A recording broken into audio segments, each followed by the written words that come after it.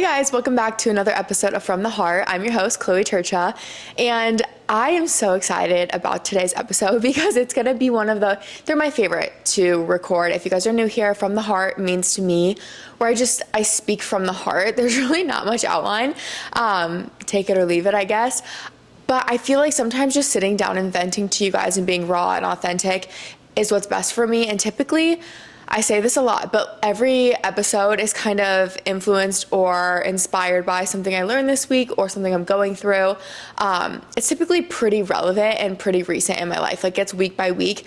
And this podcast has really just shown me how much growth and how much can change and how many things go on in our day-to-day, in our weeks.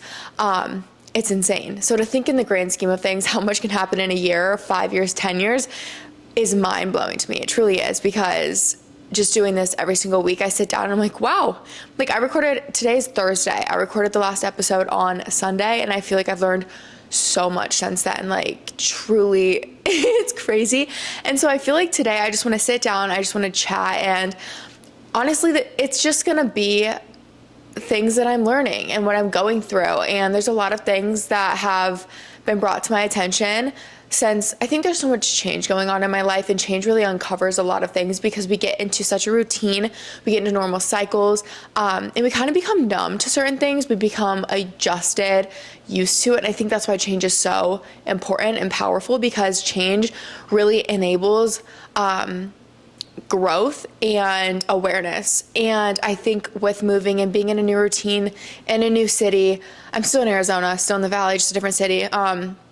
It's opened my eyes, and it's really made me reflect on myself. It's made me have conversations with people in my life, and it's really been eye-opening and very reflective. It's been very reflective in a good way. I've been able to sit down with some friends and catch up and just debrief. I've had long conversations with my mom on the phone. I feel like I've just been talking to so many people, and every time I talk, I feel like I learn so much from others.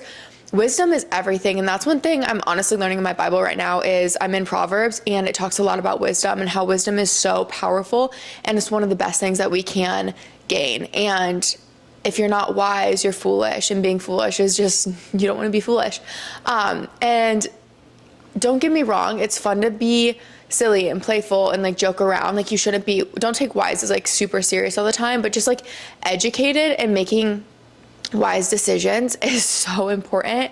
But sometimes I think I just lack finding wisdom, or I lack finding knowledge in certain areas, because I just honestly, I don't take the time to learn about it, and I don't take the time to dig into it. And that's one thing I've really begun to change, is when I have questions and when I'm curious about something, just investigating it myself, because it's easy to have assumptions on certain things. It's easy to be confused. And I just personally really despise being confused on stuff, whether that's being confused in relationships with friends or a significant other, or being confused in school. That was the most frustrating feeling ever. And being confused with yourself, being why is this happening? Or with your relationship with the Lord, if you are a believer. Again, if you guys aren't new here, you guys know I talk about my faith a lot, but if you are, my faith is a huge part of my life. And I feel like that's one area that I've honestly been the most confused about, because it's been so new, and it kind of turned me off at first, because I'm so far behind everyone. I don't know what's going on. I don't even know how to read the Bible. I don't know who Solomon is. I don't know who, I was just so confused. I was so confused. And what I've realized is open it up, dig in, ask questions, research stuff. We have the power of these things at the tips of our fingers. We can literally find out anything in seconds. I mean, there's ChatGPT. You can literally ask your phone anything and it can analyze it for you. We have the most powerful tools. There's really no reason to avoid knowledge. I think it takes time, and we don't like to carve out time in our day to learn. But I think learning, the older I've gotten, the more I've learned to appreciate it. I was one who, in school, I didn't love school. I was a decent student. I got A's, probably straight A's.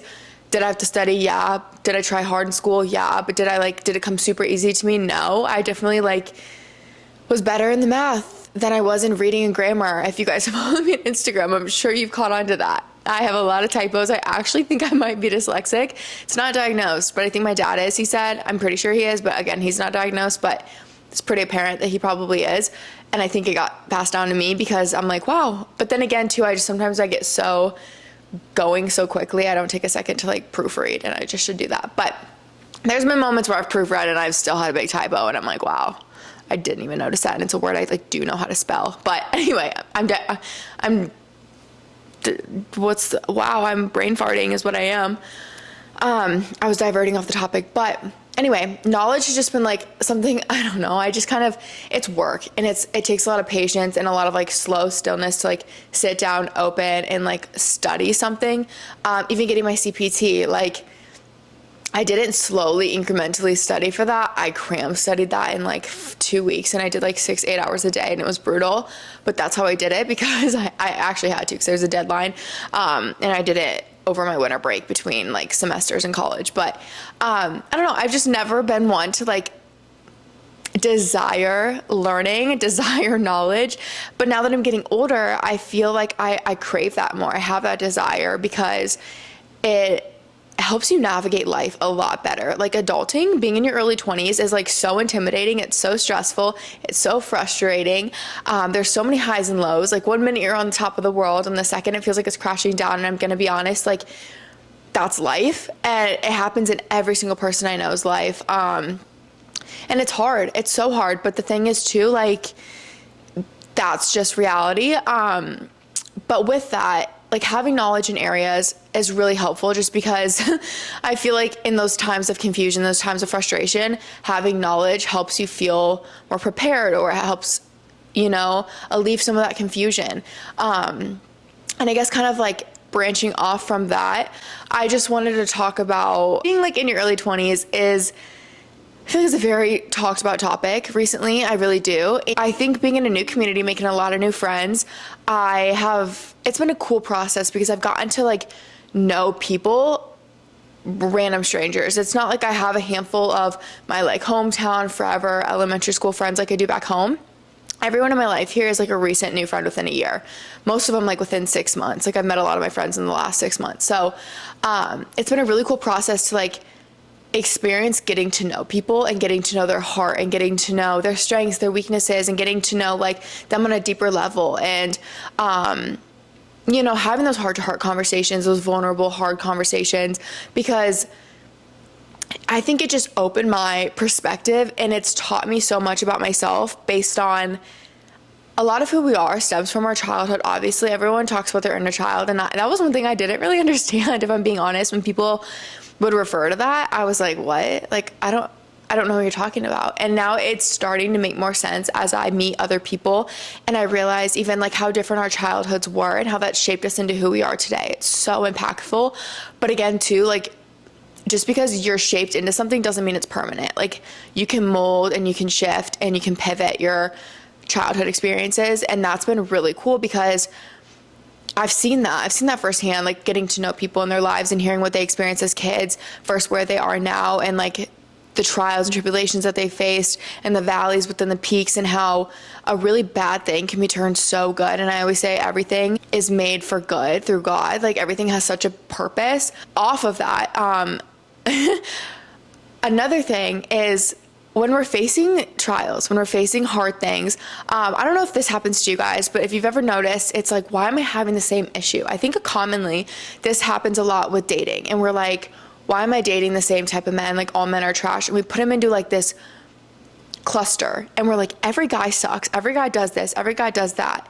And it's like God, or whatever you believe in, life, spirit, I don't know. I believe in God. I believe in Jesus. But I think that he is going to continue to put us through the same situations for two reasons. I actually learned this at a Bible study last night, and it kind of blew my mind. And I was like, wow, because I'd never had looked at it in this other perspective. And again, that's the benefit of having community and friends and having these deep conversations, is because it seriously expands your perspective so much. And that reminds me of another topic I want to talk about after this. But anyway, we were talking, and we were referring to how we feel like sometimes God is putting us through these same struggles. And it's like, oh Lord, how much more can I take? Like, why is this like continual? And it's two reasons. One I'd heard about, and I think I've probably talked about, is God will continue to put you through the same lesson until you learn from it. Like nothing is just going to be given in life. It really won't be. And nothing great comes easy. You know, like a lot of things take hard work, and God is going to open opportunities for you to gain this. So whatever you're praying for, whatever you're desiring in life, even if, again, if you don't believe in God and you're talking to the universe or whatever, something that you want and you're speaking into existence and you're wanting, you're hoping for, it's not just going to pop into your life magically. Like no one has like this magic fairy dust and it just happens. But I think when we pray, we can ask for, God's going to give us opportunities. God's going to place opportunities for us to grow and to gain this. So say you're praying for strength to get you through something in your life. And you're like, feel beaten down. You're like, I need strength right now. Like, I don't have the strength to get through what I'm going through. And then all of a sudden, God's like, all these other things are like requiring strength. And you're like, holy cow, like I prayed for strength and I feel like it's being tested even more. It's because God is developing that. And one, he might be not just putting you through the same thing until you learn from it, but he might be developing capacity for that, because some people are going to need more strength. Some people only need maybe a little bit in their life, and that's what God has carved out for them. But some people are going to need a greater capacity for that. So it's going to take a greater amount of experiences and lessons and times of testing your strength, if that makes sense. So my Bible study leader, actually, she was referring to this example, and she was talking about in the gym. So you go to the gym to build a muscle. Okay, you have the muscle, but you have to continue to do the reps to build capacity so you can do multiple reps over time. It's not like you're just training for like one time you have to use your bicep. Like you're training a lot of reps to like have the capacity to like use your bicep for a long amount of extended period of time, if that makes sense. So if you ever feel like you're just constantly in the same cycle, and I feel like, I guess there's probably two ways. And I think one is if you're experiencing like the same exact lesson over and over again, maybe you need to pivot and you need to like change your perspective, or you need to change, you know, a solution to like how you're trying to fix that problem. But if you're being tested for the same thing but in different areas, so I guess what I'm trying to say is like, if you're dating the same type of guys and you're like, this is not working out, probably start looking in a different pool of people. Look in a different area, delete the dating app, and like maybe go try to meet somebody in person, or stop dating just football players and maybe try to date, I don't know, someone in a band. You know what I'm saying? Like change that. But if you're building capacity, God might be strengthening you, but he might be doing it in different ways. There might be different instances in your life that require strength, and you're developing the capacity for that. And I hope that made sense. This is something that I literally just kind of learned about this week, and I feel like it was honestly making so much sense to me in my life, in the gym, with fitness and nutrition, with relationships. Like it was like one of those aha moments, and I just like had to tell you guys because it gave me so much peace of mind, and it kind of relieved a lot of stress, because I'm like, okay, like maybe I'm not messing up. Maybe I am learning from these lessons, but God is building a capacity. So give yourself grace in those situations, and I guess really just reflect and be like, okay, am I putting myself in the same situation, or is this occurring so I can build capacity? And you know what? Maybe we're not going to know until the time comes where it's going to make sense and it's going to click. I don't know. There's just like not answers until there's an answer. So that's one thing. But another thing in life that I have really self-reflected on, and I think this is just gonna be me being vulnerable. And honestly, I like this podcast because I feel so comfortable talking to you guys. You guys are so supportive and so loving.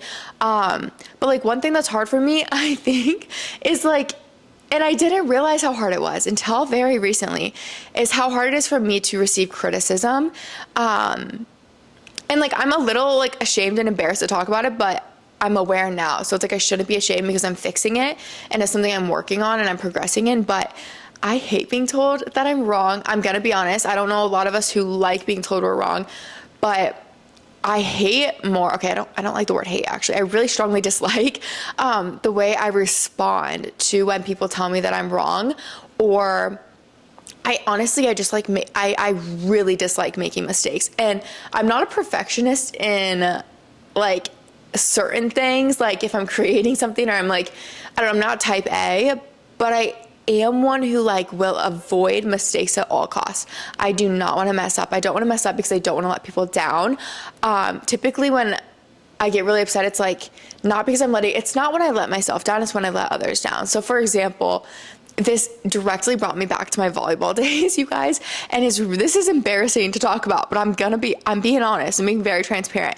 I love volleyball. That was probably I liked track a lot. I think I liked track because it was such an individual sport that it was more like me versus me rather than like me letting down my team if I didn't perform. Granted, when you do like individual events or you do relays and stuff, there's a lot of contribution and points, but the training aspect of it too, like it was very individualized.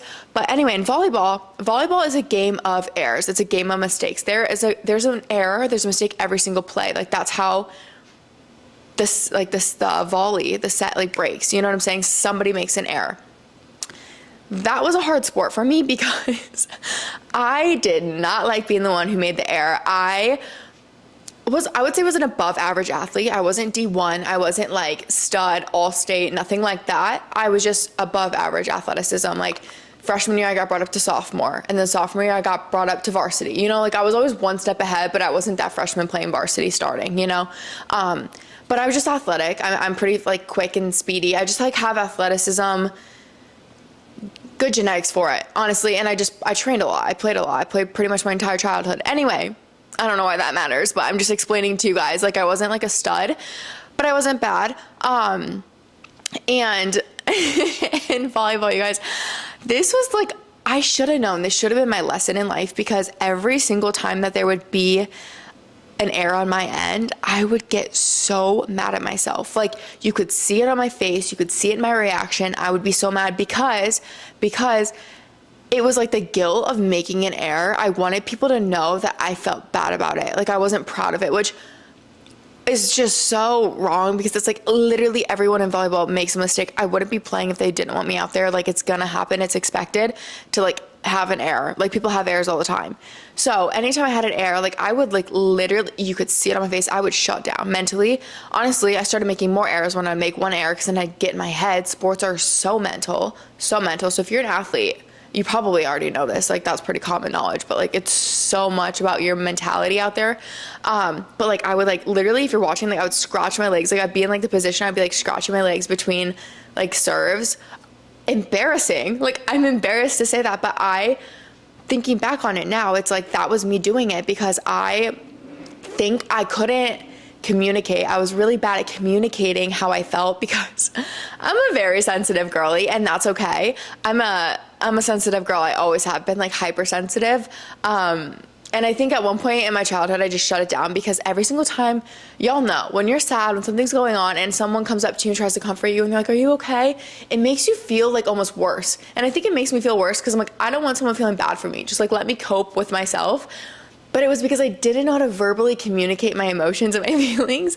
And so I would like wear it on my face. And honestly, over time, I think it transcended into anger. And I started just being angry when I was sad, because no one wants to talk to you when you're angry. And I didn't want people to talk to me when I was upset. So I would just like shut down, and I would look mad. And that's something I've learned in this recent relationship that I'm in right now, is that's how I respond when I feel bad, when I feel guilty, when I mess up, when I make a mistake.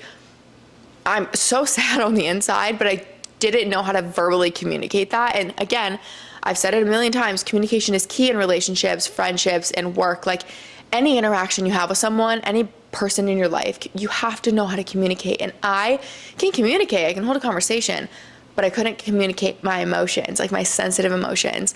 So this is something that's like unfolding, and I'm realizing, and I'm like, oh wow, like that's a big lesson to learn about yourself, is that you can't communicate emotion. Like maybe I was not emotionally mature, intelligent. Like the thing is, I'm aware of my emotions, but like I hated talking about them. I don't know. Like I'm not perfect, I guess.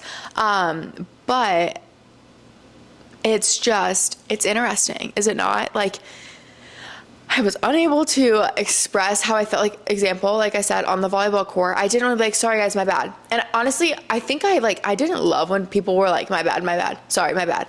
But I get why they did that. And it's like, oh, well, they were verbally communicating. Like, sorry, I know I made a mistake, won't happen again. That's what I just should have done, honestly, instead of like looking super mad and like scratching my legs. Like no one on the court appreciates that. No one wants to see that, because then it's probably like, oh great, Chloe's in her head, they're going to keep serving to her and then keep messing up. Something like that. So anyway, if you're anything like me, I hope I can maybe bring this to your awareness, and maybe you can self-reflect and we can be a little more emotionally communicative. Is that the right term? I don't even know. But like, I'm a pretty happy person, but the second I'm sad, I probably shut down, and I'm working on it, and it has improved substantially since I've become aware. And again, that's the power of having the right people in your life and being able to have them not call you out, but call you up. And again, that's another terminology that I love. Call people up, not out. And I think too, when people would call me out, honestly, I didn't get called out too much. And I think that's bad. I don't know why. I don't know if people were scared. They might have been scared because they saw how I'd react, and I would like kind of shut down and get mad. I'm not gonna lie, I probably did. So maybe that's why people just kind of quit and gave up on calling me out on stuff. But it's like, I missed out on so many opportunities to be called higher, to become a better version of myself, because I wasn't being called out.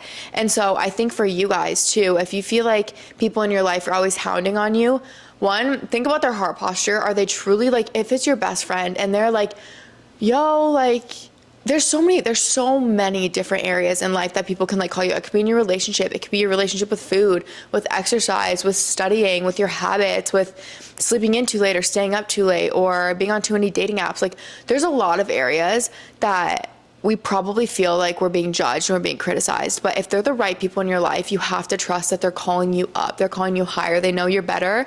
They know their heart posture is in the right place, and they want what's best for you. If they love you and care about you, trust me, it probably takes a lot for them to bring it to your attention and bring it to your awareness. Because for me, like, I've had to be in those positions with my friends, and it's scary. And like, sometimes I still avoid it because I don't like upsetting people. I don't like hurting people's feelings, and I don't want it to come across as me judging or me trying to direct their life, because ultimately it's up to them. It's their decision. We can't control it. But I do think that it's a part of our duty as a best friend, as a sister, as a brother, as a girlfriend, as a daughter, as someone who's like important in someone else's life. I feel like everyone has like their core, like 4 or 5 people. Mine is literally my boyfriend, my brothers, and my brother's girlfriend, and I have like a few tight girlfriends here. And like, I rely a little bit on them. I'm a little bit dependent on them to turn the tables and reflect and like call me higher if there's an area where I'm slacking. That's a big thing in Christianity, is like having fellowship and having those people to call you out. And it's hard. And I think becoming more of a Christian too, I like realize there's a lot of like, if you're not feeling convicted and someone's like telling you should, like, they can't tell you what you're convicted on and what you're not convicted on. But like, if it's a sin, or if it's not you like behavior, if it's not contributing in a good way, like, just trust that when they're calling you out, I guess really try to like determine their heart posture. Maybe ask them if you feel like it's coming from a bad place. But probably 9 times out of 10, if they're a good friend, if they're in your tight circle, they're calling you higher. They're calling you out to make you a better person because they care about you, and they don't want to see you like spiral down or like self-destruct, or to, you know, go into a really deep low valley if they can prevent it. Because a lot of times, like, people closest to us, like, they have a different perspective, obviously, so they see things in us that we might not see in ourselves. And that's a beautiful thing, truly, because we have to look in a mirror sometimes, you know, we have to be reflective. I always say, like, reflect, because it's easy when you're in a routine, when you get going in life and you have, like, just day after day, it's the same thing, you have the same conversations, you get in just a routine, you kind of start to disregard and you become numb to a lot of this kind of stuff in life, and you don't realize it because that's normal. That's your normal. And that's why change is so important, and it leads to growth. And I think that's why so many of these things have been coming up, because I've had so much change in my life. And so it's kind of ruffled up my routine, and it's made things not as traditional and not as expected. And there's been certain scenarios that don't typically happen that are happening, that's bringing a certain side of me out, you know? And so, yeah, if that is kind of how I like tie that back into the beginning part. But again, too, like, with your friends, with your family, with your best friend, like, make sure when they're doing that, you appreciate it, and then do it in return too. And again, it's like, there's that fine line between like saying too much. Maybe it's not your place to say something, and it shouldn't come from a position of like jealousy and judgment. It should always be from like a place of love. And if you feel like you can't deliver that, don't say anything. Truthfully, I wouldn't personally, if I didn't feel like my heart posture was there. And again, that's like something I'd pray over. I don't know if you guys pray or not, but that's something I would pray over before like discussing with somebody. But, and again, like those are conversations that are just between the two of you, or if it's like two friends, you know, whatever it is. But those are very like intimate conversations. So it's like trust that it's really beneficial. So that's some stuff I've been working on. Again, too, though, it's like, it's just so funny that I'm such a routine person. And then I realized that like routines maybe aren't as great just because we, like I said, we get numb to our actions and to our tendencies and to certain things. So maybe start switching up your routine a little bit more. I think it could be healthy. I think it's really great for us, because I don't think as humans, we're probably meant to like experience the same day over and over and over again. You know, it's like, it's important to spice it up, spruce it up, like meet a new friend, go to a different gym location. Like it can be something simple. It can be like flip-flopping your order of your morning routine, you know, like switch it up a little bit, because I think it just keeps life fun. I have just like absolutely loved being in a new space. I love this apartment. Honestly, the lighting, if you're watching, like having natural light has been like so good for me.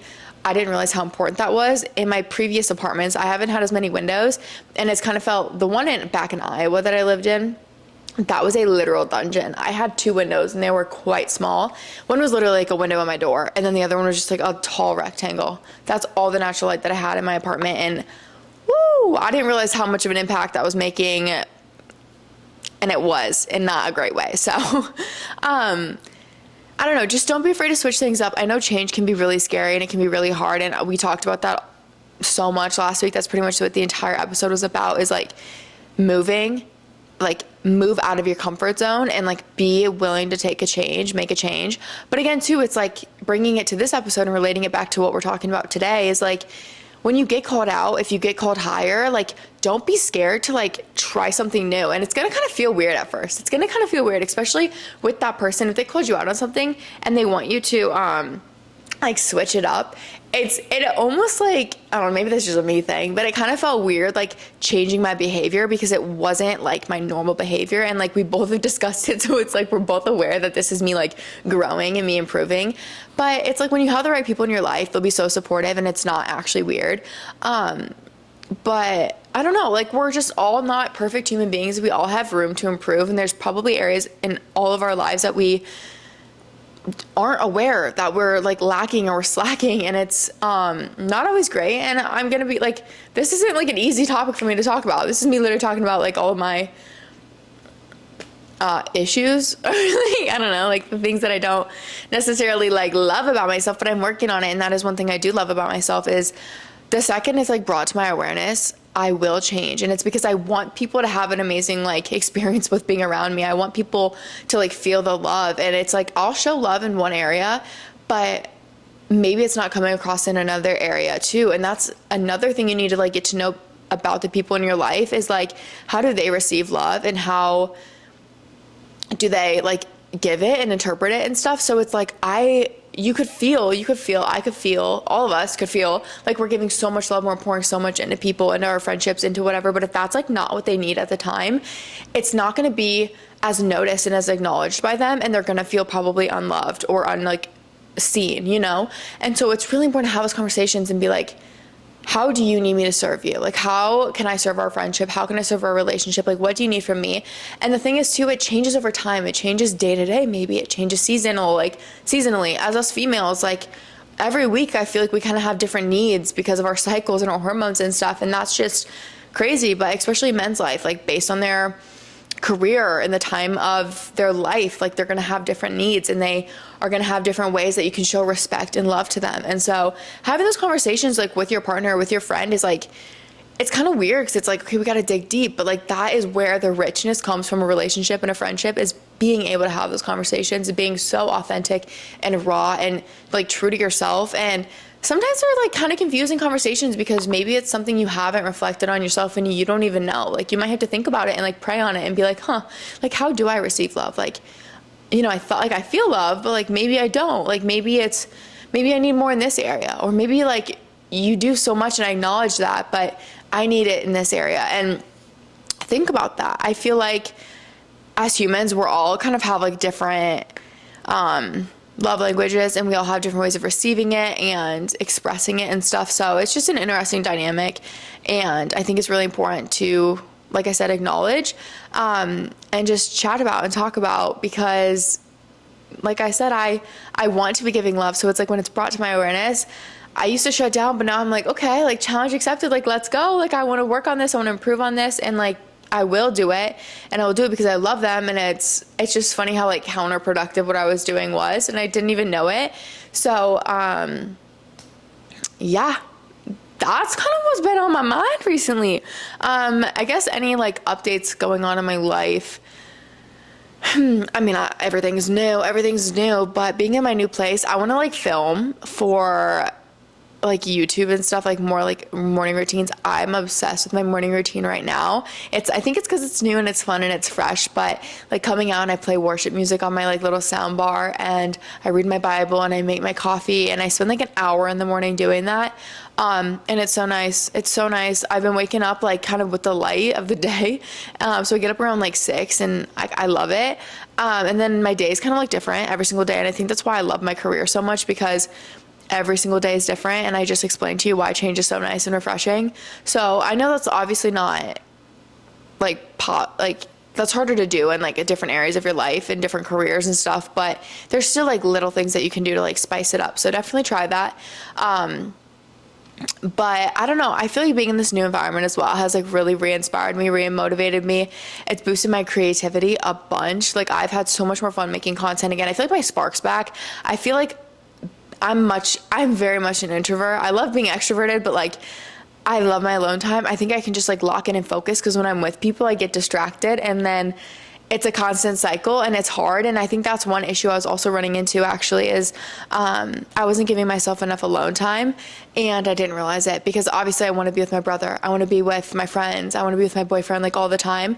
And I kind of could be, because my job is remote, it's virtual, I'm pretty much self-employed, so I kind of create my own schedule and my own to-dos, my own requirements. There's some stuff I'm like required to do every month, and like deliverables and content and different brand deals and stuff, but most of the time it's self-driven. And I think a lot of the things in my life, I was spending too much time pouring into other people, and like those other people too were spending too much time pouring into like me as like another person, you know, and we weren't pouring enough into ourselves, and it's kind of been like self-destructive a little bit. And it's so important to like give yourself that time, especially in our especially in our early 20s, when our lives are just so chaotic. We're building our careers, and we're new and stuff, and we're trying to expand and improve and learn about ourselves, and self-development's so big. And like I want to spend time with the gym, and I want to be focused on that, but that requires a really solid routine, like in the mornings, to like make sure I'm at the gym. And I don't know, I just think like I didn't realize how much time I wasn't giving myself, and it has been like the best thing ever for me. Like one thing my boyfriend and I actually started doing was, and this was weird, this was one of those conversations we had, and it was really like rocky at first, because it was like whoa, but then now that we're testing it out, we're like reaping the reward of it, and we're like, wow, like this is so good. So I actually do want to share this with you guys. But we had to have the conversation of being like, we need to actually spend less time together right now. And like in this season of our life, like he's building his own business, I'm doing the same thing. Like I have a lot going on right now. But we were just spending so much time together that the time that we were together wasn't as intentional, because we were together so much. Like the quantity was so high that you can't give intentional time like in that mass amount of, like when you're together all day, you can't give them like your full devoted attention and intention that entire day, especially when you're a mid-20s and you have responsibilities, you have a career, you have a job, you know, you have things to do for yourself. And so that like stirred up like some confusion, honestly, just confusion in the relationship. And we realized it was just because we were spending so much time together. Like I said, our time wasn't intentional, and we weren't giving enough attention to our own selves. And you have to be your best self to bring your best self to a relationship for it to like blossom. Like you got to water the plant for the fruit to grow. And I just think we were like neglecting watering ourselves. Was that a metaphor? Do you know what I'm saying? That like, you got to take care of yourself before you can take care like of another person. And if you're not bringing your best self, like it's just, like if you could have a better relationship, you want that. And if that requires like more time for yourself, like that's okay. And I think like sometimes we view like time, like quality time to me was like one of my love languages. It's how I received it. So being with someone is like, that's how they show their love. And then I realized that was like when you spend all your time together, it kind of gets confusing. The lesson behind that is like too much of anything is bad. And so like too much time with your significant other can be bad. And like one thing I kind of countered and was confused at first. I'm like, well, what happens when we're married? Like we're going to be together all the time. But then I'm like, wait, like, no, we're not. Like we're going to have children. We're going to have careers. Like my parents have been married for almost 25 years and my dad's on the road working like half the week. They don't see each other all the time. Like they'll call and check in during the day, but like most adults are working like 9 to 5s. They're not together 24/7, or they have their like workspace and they have their own area and they have their own them time. And maybe in the morning they have their own routine. And even there was one time I was listening to a David Goggins podcast, and the reason he was like talking about how him and his wife's relationship is so solid, and it's because she understands that he has to be his best version to be like the best husband he can be. And so she gives him that time. She gives him that grace. And guys, like, I think it's a huge thing for guys is to have their own alone time and to have that time to like develop, go to the gym, work on their side hustle, like develop, because that's how they feel good. Like, I don't know if it's a testosterone thing or what it is. I mean, I kind of experience it too, though. Like, I feel better when I'm like on top of my stuff, when I'm on my A game, when I'm training right, when I'm getting my work done, when I'm progressing in my career.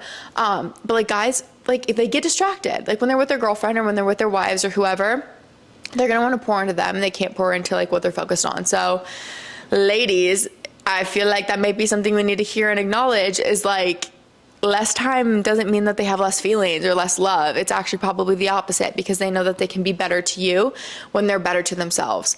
And so that's like a sacrifice. Like you just have to make in a relationship. But I can tell you, promise, it has been better. Like Kyler and I really just like hang out like in the afternoon, nighttime, like after we're done working, spending less time together, but our relationship is better. And the time we spend together is so much better. The way we communicate when we're not together is better. Like it's all better. It's all better. So, anyway, I'm rambling now. So we're going to end it here, because that's everything I got this week. That's a lot of stuff too. And that was quite a vulnerable episode. So I hope you guys enjoyed that.